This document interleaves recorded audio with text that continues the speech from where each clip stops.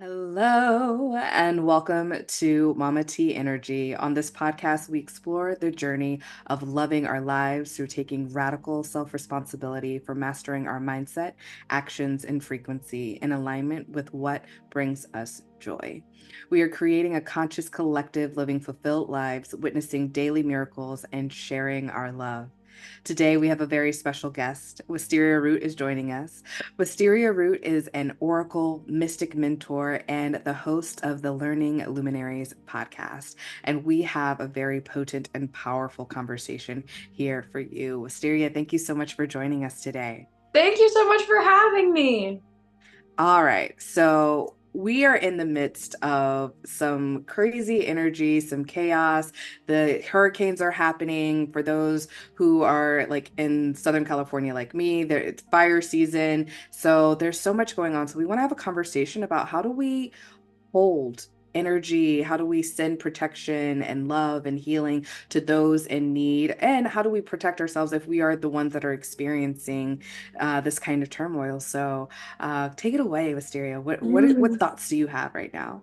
yeah, well, so I guess a little bit of context as I'll talk about kind of where I am. I grew up in Colorado, but I've been traveling all across the US like van lifestyle for the last 3 years, and then this summer I ended up settling just outside of Charlotte, North Carolina, which is at the base of the mountain where Asheville is. And where Western North Carolina and Asheville were completely destroyed. I was actually reading tarot at a state fair in Asheville, um, 2 days before, 3 days before, like the hurricane hit. And so here we are, like at this festival with our little tents and everything, and we're just like trying to push away the storm because we're like, we didn't know that it was going to be a hurricane, and we're in the mountains. So like the idea that a hurricane could touch a mountain just never even crossed my mind.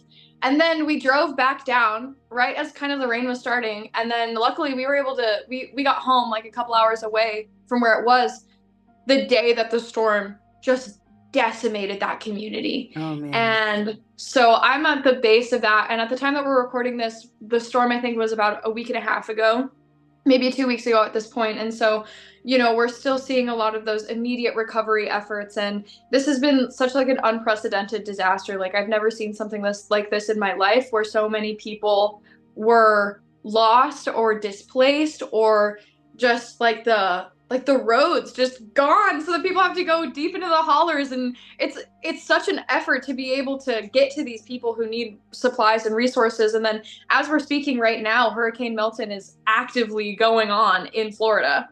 And so that's where I'm at on my side of the country. And I know that you said that it was fire season, and I didn't even know that. And I just think it's so crazy that we have this like water fire rah, thing that's happening on this country in this country right now. And I think that that also speaks to this kind of idea of like as within so without.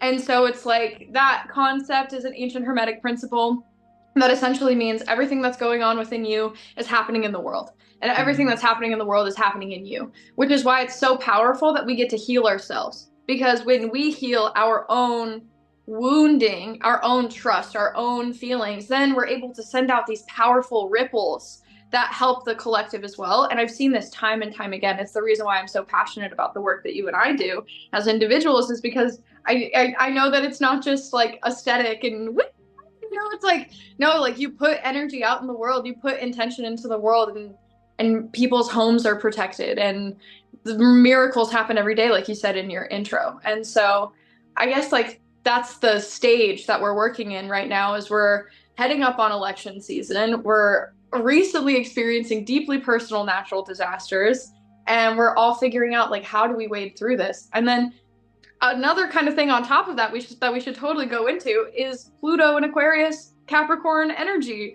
because that's exactly why we're experiencing what we're experiencing right now. So essentially what that means is Pluto, the planet of death and rebirth and transformation, is stationing direct, so it's moving forward out of Capricorn, which is the sign of like the CEO, business, legacy, structure, tradition, like generals, if you want to talk about archetypes that embody that Capricorn energy. And then we're moving it into Aquarius, which is the humanitarian, the innovator, the artist, right? And so we're going from, and that's on a collective level. So what that means in really easy terms is like the social bonds that we know and the structures that we've built our society on are going through a period of rebirth, which means that like masses are going through changes, individuals, structures at play, all of these different things are going through this huge transformation. And this transit, this transformation from one sign to the next happens once every 250 years. I think that's the right number.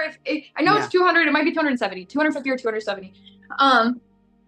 And so like this is once in a long time. This is a big deal that we're experiencing this transit. It's momentous. It's the reason why we've all been experiencing so much grief and so much change and transformation and instability inside of our collective. And so I'm really glad that we're here to give people some insight on what they can do to like wade through those waters, because I know that when you're in the face of unprecedented disaster, it's so easy to go into survival mode. And when Hmm. we're in survival mode, we act from that place of like unconscious fear. And the best thing that we can do is offer each other compassion and presence. And so that's what we're here today, is to teach people like, how do you ground? Yes, yes. It's been, thinking from my own personal experience this year, it's like wild to see that I was on the East Coast when Helene like hit, right? And so I was in South Carolina at the time, and so I experienced just extreme rainy day. So, which to me, I'm like, I love it. Let me dance in the rain. It's perfect. It's wonderful. And then it was also crazy for when fire season started. I just happened to be in Lake Arrowhead and witnessed like the flames. And so it's just been like one of those years where, yeah, I've witnessed it before in kind of like a very far off way, but this is probably like the closest I've been. And it's just been very, I mean, when I think about it, like I got laid off this year. I got like it's been a kind of tumultuous year in terms of the things that I've experienced in my personal life.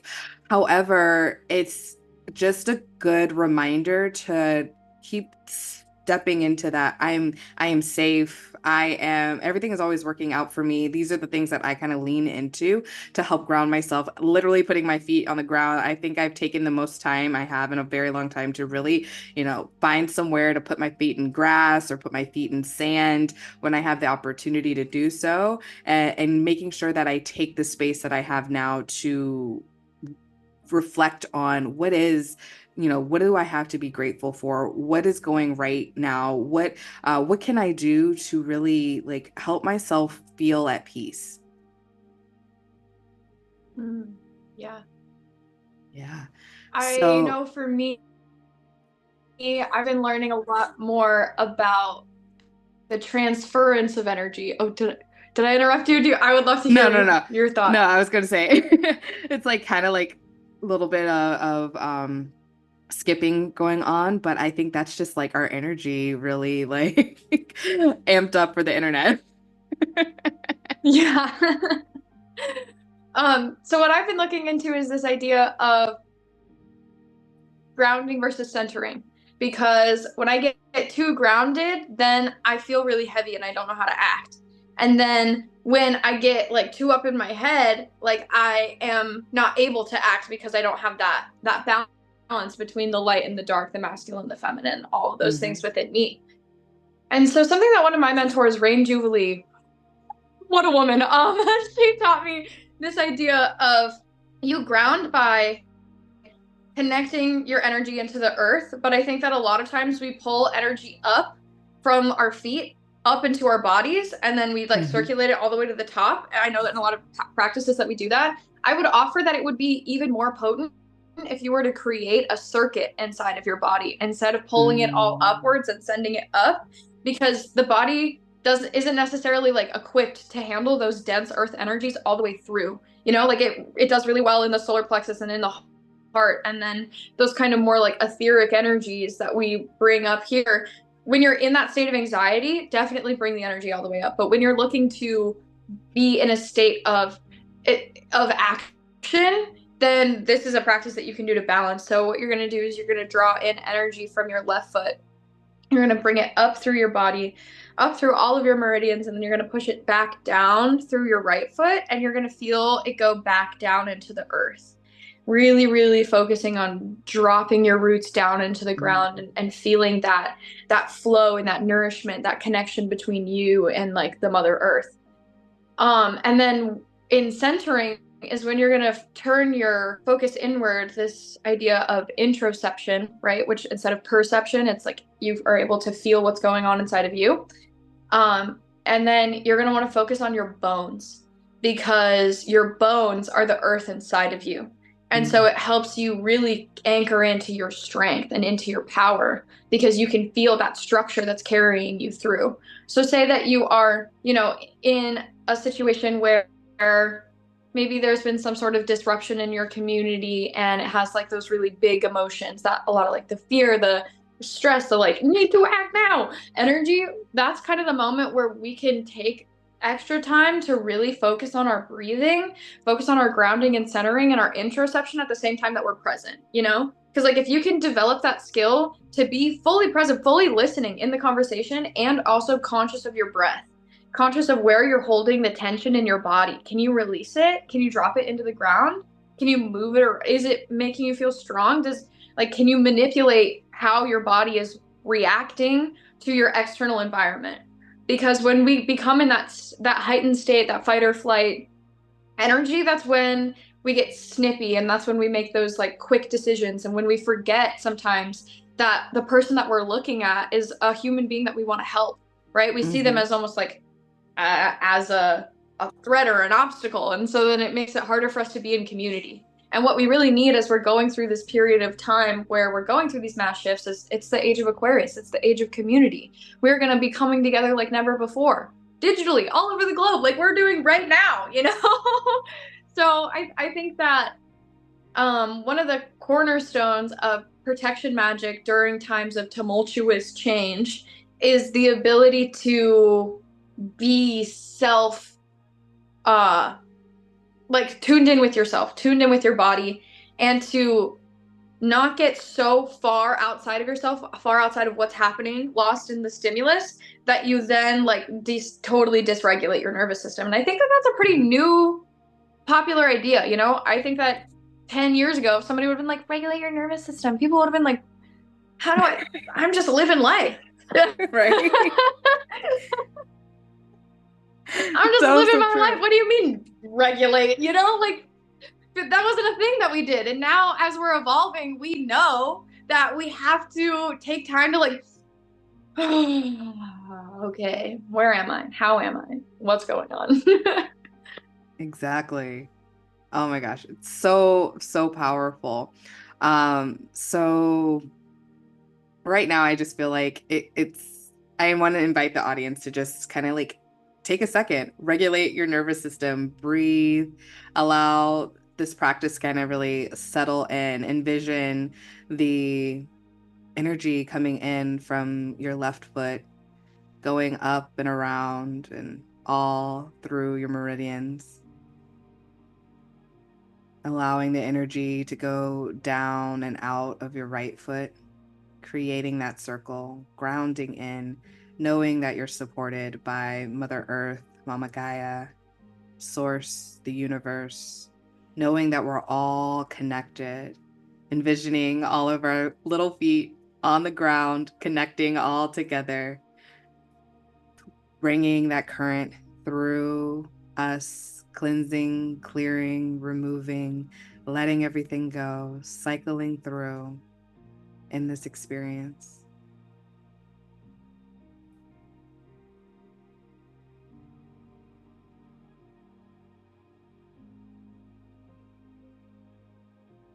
And allowing yourself to come back into the space, knowing that the circuit is still going through and seeing how it feels to pay attention to this conversation while we're just allowing the energy to move. So I love this practice and I love this idea. And I love the circuit. It's something that I actually kind of forgot about. My Reiki master teacher would talk about, bringing it up through your foot, and she talked about an infinity symbol. Like it's up through your left foot, it's going through your heart, like going through your heart, going up to like your crown chakra, then down on the like left side of your face, down through your heart and out of your right foot. And it's something that I forgot to tap into for a while. So I thank you for bringing that back.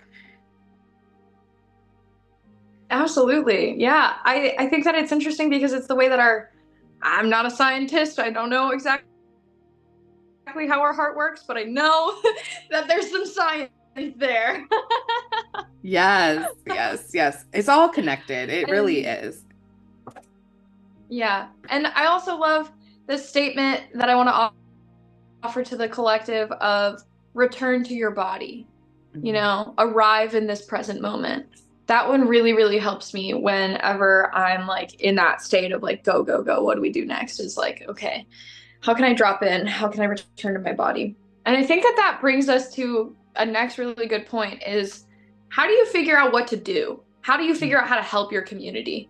Because if like, obviously we're not speaking any power into any sort of disasters or anything like that. We're just being very realistic about the fact that we're living in a climate change time where there's a lot of unprecedented change. And so this isn't to put power into it as much as it is just to give people a space to be real.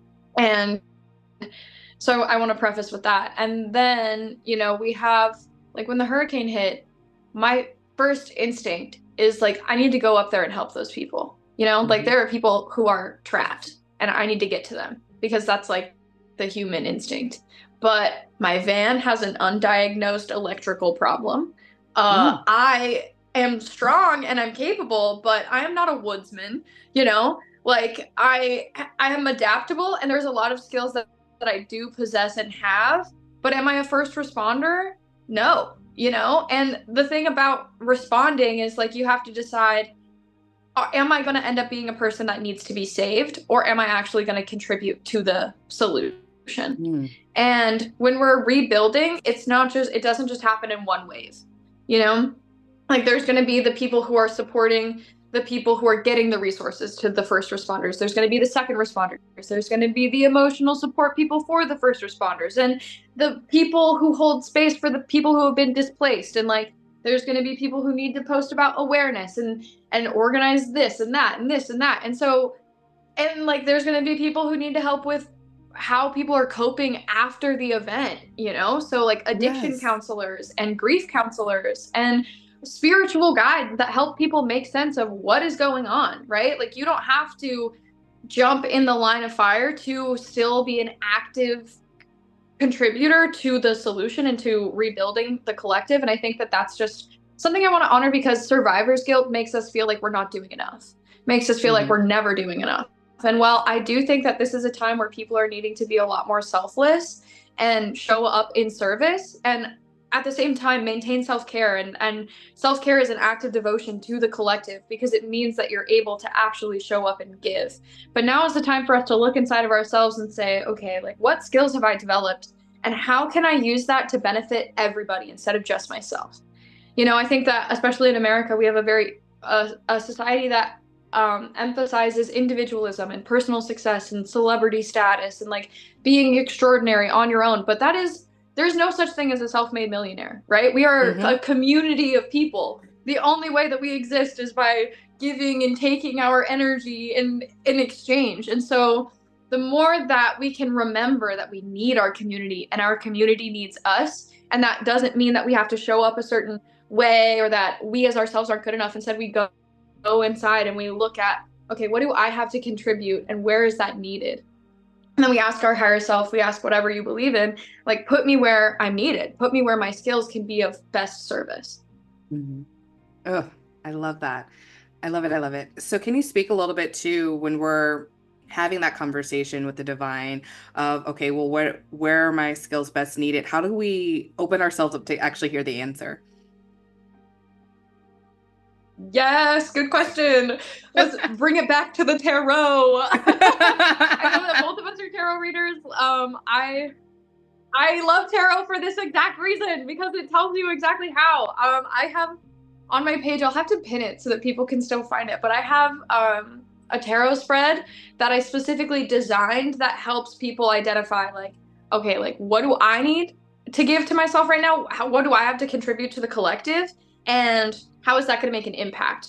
So I would say use your divination tools, like however it is that you commune with the divine. Maybe that's you have a book that resonates with you And then you pick it up, and it doesn't even have to be a book about something that's happening, right? But Hmm. you can open the book and read a passage of the day, and that passage might have a clue for you. Like there's clues everywhere. It can be in those synchronistic moments where you go online and then somebody posts about the thing in it and it sparks an interest in you, and then you're like, oh, there it is. Or if you want to get more ritualistic with it, because that's our style, then yeah, Hey. the tarot. Then you ask the cards. Perfection. And so this is like a reminder again for us to be self-aware, right? And so coming back into the body, because we can open the book, we can read the cards, we can do all of these, use all of these tools that we are given to divine this information. But if we're not in our bodies, if we're not ready to receive, then we are going to miss that moment. Not that it's never going to come back, but like, that's how we kind of jump that space when we're like, oh my gosh. I heard a great story the other day where someone was talking about they really believed in God, source, the universe, who their divine leader, and they were saying, well, I trust that I'm sitting in this house, the waves are coming up, the rain is falling down, and it's like, I'm going to be safe. I trust, God's got my back. And they continue to sit, and then all of a sudden a neighbor comes up and you're like, hey, I'm on higher ground, like, come on over, come hang out with me. I'll give you some tea, I'll give you some food. And they're like, nah, I'm good. God's got my back. And then the water continues to rise, the water continues to rise, and they go upstairs. They stay in their house, but they go upstairs, eventually to a point where they have to go on the roof, and they're sitting on the roof because the water is just that high up. They have, a helicopter comes across, and the helicopter comes down like, hey, you need help, let me help you. And they're like, no, God's got my back. And then she dies, she goes to the afterlife, and she's like, God, I thought you had my back. And they're like, dude, I sent you people to support you and help you, I sent you these messages and you chose to ignore them, so this is your reminder, like, pay attention. Wow, that's such a potent story. That's not where I thought it was going at all. I was like, let's go. Right, like, pay attention, right? That is, again, going back to that community, right? We are a part of a community. And so, whatever you believe in, they're sending you messages, they're sending you support, they're sending you love through our community, our oneness. Yeah, that's beautiful. I also think this is a great time to introduce the concept of gnosis. And Mhm. Gnosticism is like it's a whole own practice, and I'm not necessarily talking about like the belief system as much as I'm talking about the word itself, gnosis. So it essentially means self-knowledge. Okay. And I like to think of gnosis as so traditionally in the practice, it's basically like training yourself to become fully embodied in your divinity, Mm. right? It's acknowledging that there's a fragment of God within you and that you are here to learn how to fully embody that and how to Mm. give that back to the world and back to yourself. And one of the primary like steps in this process is you have to shift from external authority to an internal authority. Now, what does that mean? So external authority is like when we grow up, we have our teachers and our parents and our peers and our culture being like, this is what's right, this is what's wrong, this is what you should do, this is what you shouldn't do. Like, oh, make sure you ask your mom before you grab that, make sure you blah blah blah before you do that. And like the quickest way to take away a kid's autonomy and like their ability to problem solve is by solving all of their problems, you know? So Hmm. like this is the idea of where a child like brings something that they are struggling with to you, and then you say, oh wow, like I see that you're working through that, that's tough. And then you help them figure out the tools to figure it out themselves instead of just like taking it away, fixing it, and handing it back. And I Right. think that a lot of the people right now are have been so I think that we have like a problem of learned helplessness inside of our collective that Oh, comes yes. from like bubble wrapping as our parents, which like came from a place of love, you know, like no criticism at all.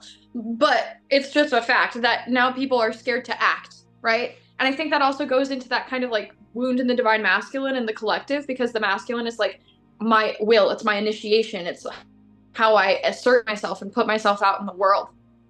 And so we all have those polarities inside of ourselves. And so the ability to trust yourself enough to make the decision that will benefit you in the long run and your collective, it's something that comes from within us. And Mm-hmm. that idea that I can make that decision, that I know what to do, is one of the things that we're learning as we enter the age of Aquarius, because Aquarius is literally about I know. That is what it is. Where Capricorn is, once again, the CEO, like you're getting bossed around, you know? We're as a collective, we're like, you have to go to college and you have to do this and you have to do that and you have to do this and you have to do that. And now as a collective, it's like, well, what do you want to do? Like, what do you have to say? Right? With the rise of the internet, it's like, well, what do you have to say? Like, let me Mm-hmm. listen to your perspective. And so what we're shifting into is people experiencing the process of spiritual belief and spiritual growth by forming their own connection with the divine, instead of like sitting in a church and having somebody else tell them about God. They're like, who is God to me? Who is Goddess Yes. to me? Who is the universe, and how does it show up in my life without somebody else projecting it onto me? And that's the same thing when it comes to how do you help your community in times of need? Because like I felt like I had to go get training or something. And while I'm not saying everybody should go walk out in the hazmat mud without any training, I am saying that I have skills and I know intrinsically what to do. And when I push that shame aside that says I'm not doing enough, I need more, I need more, I need to know more, I don't know enough, I'm not good enough, right? That's where that feeling Mm-hmm. is. Then I can say, okay, but like what can I give? What do I know? Yes. Right? And so there's this balance where I can learn more, I can gain those skills, but I also have this thing already perfectly ready to give, perfectly ready to offer. My life is the expertise. And what we need in this time is not people to be like the gurus on the top of the mountain. We need people to be walking the mountain together. We need people to be Yes. exploring and looking at the same problem from 1,000 different angles and sharing in our solutions. I love it. I love it. One of the things that like came up as you were talking was just like, off of that shame of, well, what is sending energy enough? And I want to say like I have another friend who has been posting and asking for people to join like a collect like just like comment on the post and do this to like create like a collective energy as we send energy. And she literally posted this morning. She was like, the devastation that she had expected is not where it's at. And so obviously this energy works. So I just want to like say that yes, your prayers, your energy, your healing, your support, it works. It is enough. Whatever it is that is your natural talent medicine for this world is enough. Lean into it. I think going back to that like do hyper masculine, we it kind of gets into our head of like, well, I have to lift an axe and literally pull someone out of like the rubble in order to make myself feel validated in the work that I do. But no, whatever it is that you're willing to share and give and you're able to share and give is enough. Yeah.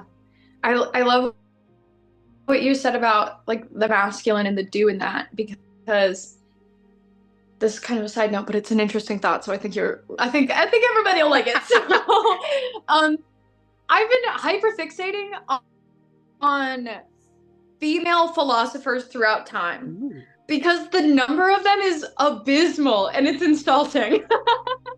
And then like you look at all of these male philosophers who have shaped our entire world and the way that we see the world, and they're all well recorded in history. And I'm like, where are the women? We've been thinking, we've been talking about this the entire time. So what's up with that? The difference is that feminine philosophy is an oral tradition.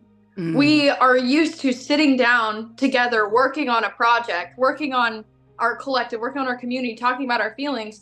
And that's where our philosophy bloomed. It wasn't like in the same, we didn't have that same access to the same educational structures that have those records with them. So there's amazing feminine philosophers, and especially like now there's this wave of philosophy from the feminine that's so beautiful. But when we're looking at like the history of where did those feminine ideas come from, they come from sitting in circle and talking to each other. So hmm I bring this up to say like that is the feminine way of healing, you know, like I celebrate the linemen and the first responders and the people who go in and are organizing and are boots on the ground. Like those people, I just Thank you so much. Thank you. And then also the healing that is done and the aftermath that heals the wound inside of our hearts that we feel from that comes from sitting and talking to each other. Yes. So it's not frivolous to think that holding space is not enough or is enough, you know, however you phrase what I'm trying to say. It's actually really key. It's essential. And it's also something that I think will help us reconnect with one another and ourselves because, you know, we're more connected than ever and often feel more lonely than ever. Mhm. And I see that as being something that is changing. And I'm really grateful to be somebody with you on sort of this like cutting edge of consciousness where we're like, come in, let's be in circle, guys, come on. Yes. There's Yes. a new way, that's the old way, but the new way. I love it. It's so powerful. And, in that community conversation, you don't have to go this alone, right? There's so many amazing leaders and guides, like guides who are walking the walk and willing to walk the walk with you. Going back to what Wisteria said about, not the guru, not the top of the mountain, not this like, pinnacle that we have to run our ideas through in order to move forward, but no, like someone that's we're working in this journey together. And, I love the idea that everyone can be a guide, everyone can be a leader because we all have different gifts, right? I don't know anything, like I don't think I've ever lived, no, I take it back, I've gone axe throwing, but I'm not good at it. So like I've never done, but there's someone out there who definitely knows what they're doing with it and could show me and guide me and lead me, and then and vice versa, I can show and guide them more in a spiritual sense, in an energetic healing sense, and tarot, like all of the different gifts that I have that come natural to me. And I think that's the beauty of our community, is that everyone has their own unique medicine for this world. We just have to figure out what it is for ourselves and lean into it and then be willing to share it. Yeah, yeah, that's beautiful. I also, as you were speaking, this sort of idea presented itself to me. We're used to thinking of the shadow as something to avoid, Mm-hmm. as something to hold shame over or something to be afraid of, right? Like we feel grief and sadness and pain, and we have made a cultural practice of looking for ways to numb it. You know, Mm. like thinking of all of our traditional stereotypes of like what people do after breakups. You know, they're going to eat an entire pint of ice cream and blah, blah, blah, blah, blah. And that's just like one Right. little example of it. Where what the real magic in it is being able to see the shadow and the devastation as part of our divine lesson, divine journey on this planet in this incarnation right here, right now. And that is a lesson that kind of, it's such an awakener Mm-hmm. because it helps you remember that there's something greater than you and that you are a part of a shift of some kind. And that when people say that things do happen for a reason, they really do. And so when you're in that position where you're feeling impacted by shadow, whether that's a personal loss or you're like grieving for people all across the world that you've never even met, that shadow is teaching us something. It's showing Mm-hmm. us something. It's showing us something inside of ourselves. And rather than being like, oh, I can't see you, I'm not going to look at you, little shadow, I don't know that you're over there, I'm just gonna pretend that everything's okay and just keep on trying to like Mm-hmm. navigate, you know. Instead it's like, okay, like when I've never been sailing, but it's like a big dream of mine. And my thought is like when you're on the ocean and you're in the water, you can't control the waves, you can't control the wind, you have to adjust and work with it.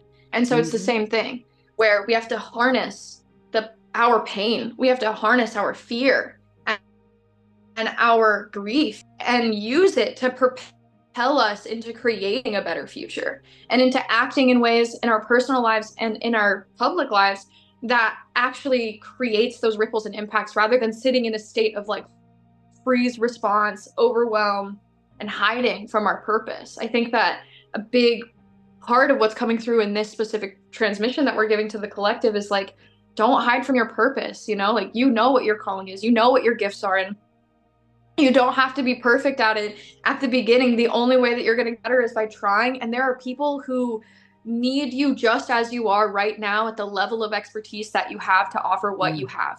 Like there is no expectation of greatness. Your greatness is the ability to show up.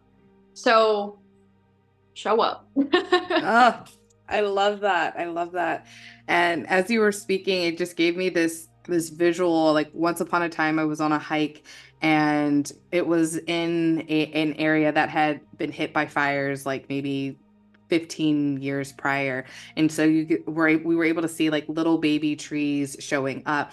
And we were with someone that had been there, like, has been in the area for a very long time. And they were talking about, like, yeah, the fires are devastating, but, on the bright side, after the aftermath, everything's all dark and whatever, but it also creates space. Like it clears the brush, it clears space for a bigger tree to like grow.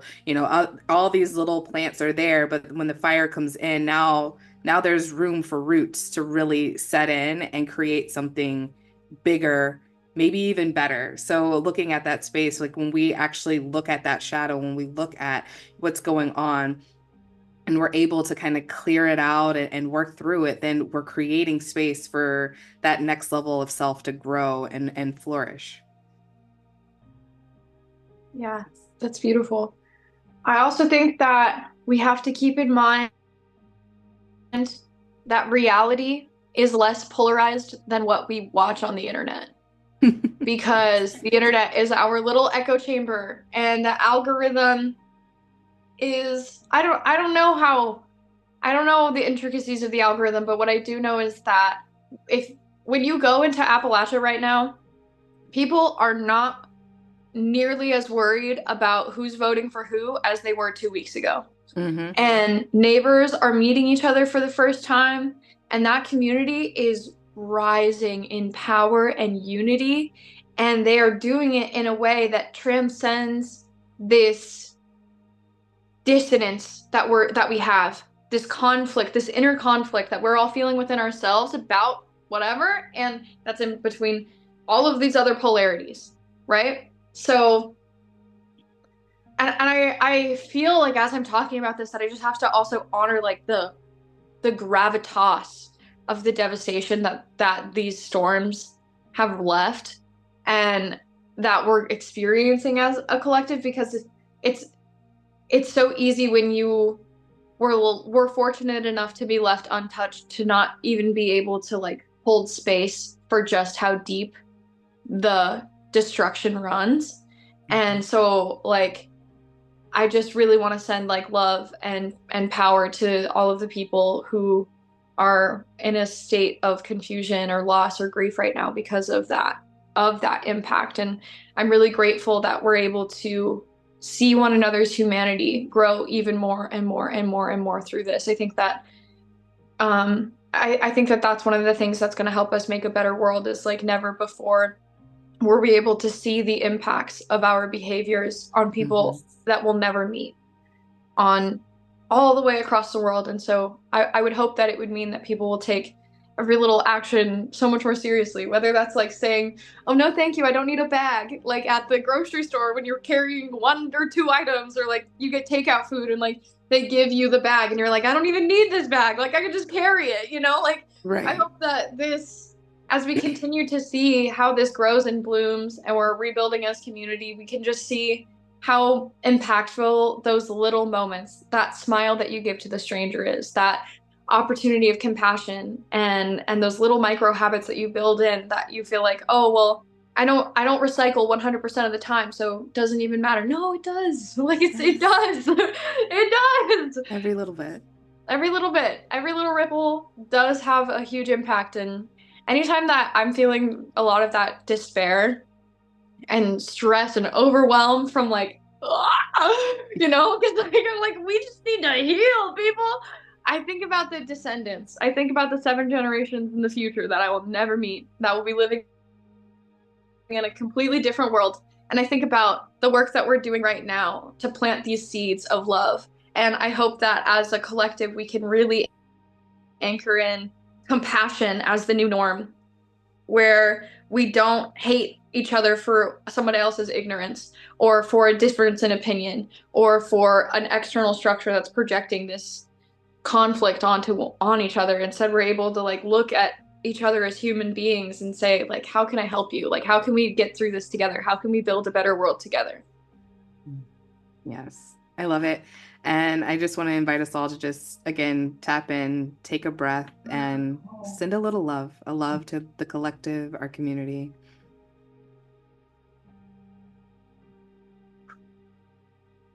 Such a powerful and potent conversation we're having. So I am so thankful for this space and this time to share, to transmute information, and to give the opportunity to share love and connect in with one another.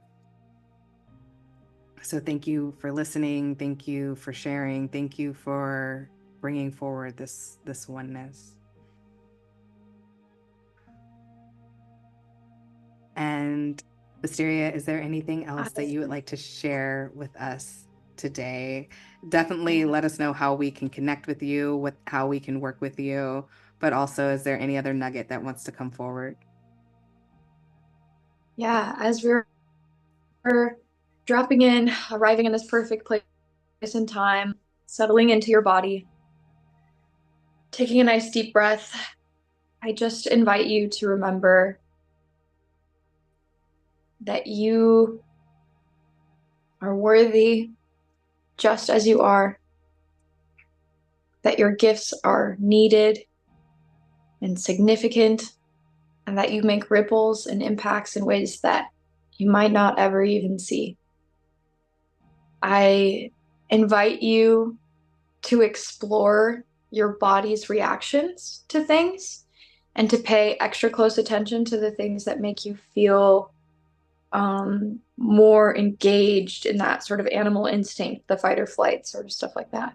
And when you feel that energy come online and you start to tighten in your body, I ask you to just allow yourself to release, to open your heart up, maybe physically drag your hands like across your heart in an opening motion that allows you to just remember that we are here as one. We're here in this together, no matter our differences, and that our differences are what make us so much stronger. And that this is the beginning of a beautiful Renaissance, the Aquarian Renaissance, baby. If you Yes. want to work with me, I have been really amping up a lot of my offerings. So I have a digital course program called How to Read Tarot, and it teaches you all about how to use tarot as a tool for conscious development. It is a self-paced course, so you get to have it for the rest of your life and go back to it anytime you have any questions or anytime you're really, really wanting to explore and expand your practice. It's really effective for people who have been practicing for a long time, and it's also effective for people who are brand new to tarot. So I would love to see you inside of that program. And then I also run a program called the Inner Goddess Initiation, and it is a very kind of exclusive group because we go really deep in with one another, where it's usually 6 to 8 of us and we work together for 13 weeks. And we have a weekly women's circle where we connect and we follow the path of the zodiac in order to fully embrace our higher selves, fully alchemize our shadows, and just transform. And I'm almost done with the first run of that at the time that we're recording this. And when this comes out, it'll be just about time for the next new launch of that. So I'm so excited to be able to bring the next round of goddesses through this program and just really connect you with your divine feminine, your sacred sensuality, and your magic. So I'd love to see you there. But if you just want to stay up to date with me and get some energetic readings or things like that, you can always follow me on YouTube for the Learning Luminaries podcast, where we talk about making the world a brighter, better place, talking to magical people just like you, Mama T, and on my Instagram at Wysteria Root. Oh, I love it. I will put all the links and everything in the show notes, so definitely check those out if you are interested in tapping in and going further with Wysteria. I also have the Activate Your Inner Shift meditation series free for you to check out. All you have to do is go to www.mamateenergy.com, put in your email, and that will be emailed to you. It's 4 short modules helping you to really align your mindset with creating the life of your desires. And it is the baseline of all of the work that I do. And if you're ready to really dive deeper, then check out either the Miracle Mastermind or my one-on-one mentorship. And if you just need a little like extra boost of energy or just a quick little message to figure out where to go, get some clarity, then I suggest tapping into a private session with me where we can do a little energy work, where we can do some reading and really tap into what is going to help you move forward. So thank you so much for listening. Remember to like, share, subscribe, and I'll catch you on the next one.